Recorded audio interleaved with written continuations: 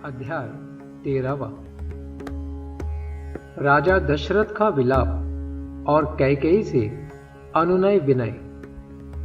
महाराज दशरथ उस अयोग्य और अनुचित अवस्था में पृथ्वी पर पड़े थे। उस समय वे पुण्य समाप्त होने पर देवलोक से भ्रष्ट हुए राजा ययाति के समान ही जान पड़ते थे।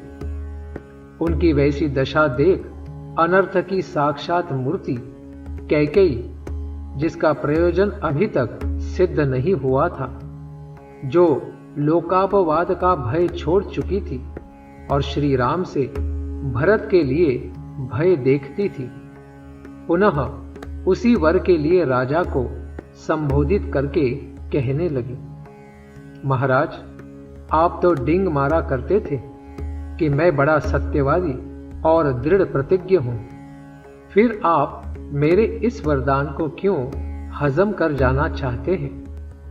कैकेयी के ऐसा कहने पर राजा दशरथ 2 घड़ी तक व्याकुल सी अवस्था में रहे।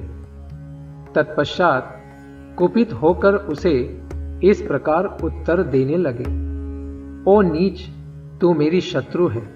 नरश्रेष्ठ श्री राम के वन में चले जाने पर जब मेरी मृत्यु हो जाएगी, उस समय तू सफल मनोरथ होकर सुख से रहना।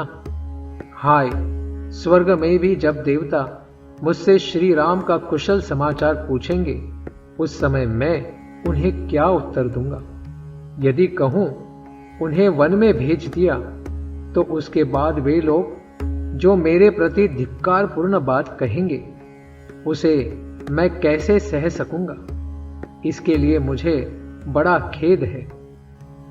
कैकेयी का प्रिय करने वाली इच्छा से उसके मांगे हुए वरदान के अनुसार मैंने श्री राम को वन में भेज दिया। यदि ऐसा कहूं और इसे सत्य बताऊं, तो मेरी वह पहली बात असत्य हो जाएगी, जिसके द्वारा मैंने राम को राज्य देने का आश्वासन दिया है। मैं पहले पुत्रहीन था, फिर महान परिश्रम करके मैंने जिन महातेजस्वी महापुरुष श्री राम को पुत्र रूप में प्राप्त किया है, उनका मेरे द्वारा त्याग कैसे किया जा सकता है? जो शूरवीर, विद्वान, क्रोध को जीतने वाले और क्षमापरायण है, उन कमल नयन श्री राम को मैं देश निकाला कैसे दे सकता हूं, जिनकी अंग कांति नील कमल के समान श्याम है, भुजाएं विशाल और बल महान है। उस नयनाभिराम श्री राम को मैं दंडक वन में कैसे भेज सकूंगा? जो सदा सुख भोगने के ही योग्य है, कदापि दुख भोगने के योग्य नहीं है, उन बुद्धिमान श्री राम को दुख उठाते मैं कैसे देख सकता हूं? जो दुख भोगने के योग्य नहीं है, उन श्री राम को यह वनवास का दुख दिए बिना ही यदि मैं इस संसार से विदा हो जाता, तो मुझे बड़ा सुख मिलता। ओ पाप पूर्ण विचार करने वाली पाषाण हृदया कैकेयी, सत्य पराक्रमी श्री राम मुझे अत्यंत प्रिय है। तू मुझसे उनका विछोह क्यों करा रही है? अरे, ऐसा करने से निश्चय ही संसार में तेरी वह अपकीर्ति फैलेगी जिसकी कहीं तुलना नहीं है। इस प्रकार विलाप करते करते राजा दशरथ का चित्त अत्यंत व्याकुल हो उठा। इतने में ही सूर्यदेव अस्ताचल को चले गए और प्रदोष काल आ पहुंचा। वह 3 पहरों वाली रात यद्यपि चंद्रमंडल की चारु चंद्रिका से आलोकित हो रही थी, तो भी उस समय आर्त होकर विलाप करते हुए राजा दशरथ के लिए प्रकाश या उल्लास न दे सकी। बूढ़े राजा दशरथ निरंतर गर्म उच्छ्वास लेते हुए आकाश की ओर दृष्टि लगाए आर्त की भांति दुखपूर्ण विलाप करने लगे। नक्षत्र मालाओं से अलंकृत कल्याणमयी रात्रि देवी, मैं नहीं चाहता कि तुम्हारे द्वारा प्रभात काल लाया जाए। मुझ पर दया करो। मैं तुम्हारे सामने हाथ जोड़ता हूं, अथवा शीघ्र बीत जाओ, क्योंकि जिसके कारण मुझे भारी संकट प्राप्त हुआ है, उस निर्दय और क्रूर कैकेयी को अब मैं नहीं देखना चाहता।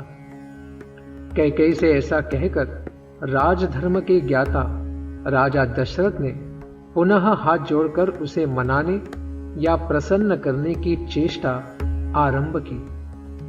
कल्याणमयी देवी, जो सदाचारी दीन तेरे आश्रित गतायु और विशेषता राजा है, ऐसे मुझ दशरथ पर कृपा कर। सुंदर कटी प्रदेश वाली कैकेयी नंदिनी, मैंने जो यह श्री राम को राज्य देने की बात कही है, वह किसी सोने घर में नहीं, भरी सभा में घोषित की है। अतः बाले, तू बड़ी सहृदय है, इसलिए मुझ पर भली भांति कृपा कर, जिससे सभासदों द्वारा मेरा उपहास न हो। देवी, प्रसन्न हो जा। कजरारे नेत्र प्रांत वाली प्रिय, मेरे श्री राम तेरे ही दिए हुए इस अक्षय राज्य को प्राप्त करें। इससे तुझे उत्तम यश की प्राप्ति होगी। सुमुखी सुलोचने, यह प्रस्ताव मुझको, श्री राम को, समस्त प्रजा वर्ग को, गुरुजनों को तथा भरत को भी प्रिय होगा, अतः इसे पूर्ण कर। राजा के हृदय का भाव अत्यंत शुद्ध था। उनके आंसू भरे नेत्र लाल हो गए थे और वे दीन भाव से विचित्र करुणाजनक विलाप कर रहे थे, किंतु मन में दूषित विचार करने वाली निष्ठुर कैकेयी ने पति के उस विलाप को सुनकर भी उनकी आज्ञा का पालन नहीं किया।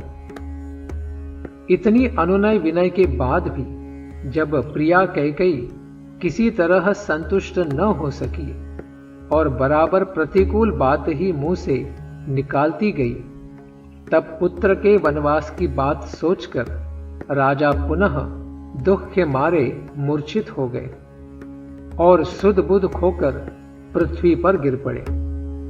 इस प्रकार व्यथित होकर भयंकर उच्छ्वास लेते हुए मनस्वी राजा दशरथ की वह रात धीरे धीरे बीत गई।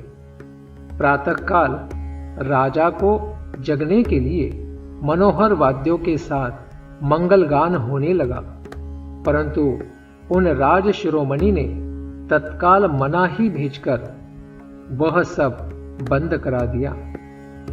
इस प्रकार श्री वाल्मीकि जी निर्मित आर्ष रामायण आदि काव्य के अयोध्या कांड में 13वां सर्ग पूरा हुआ।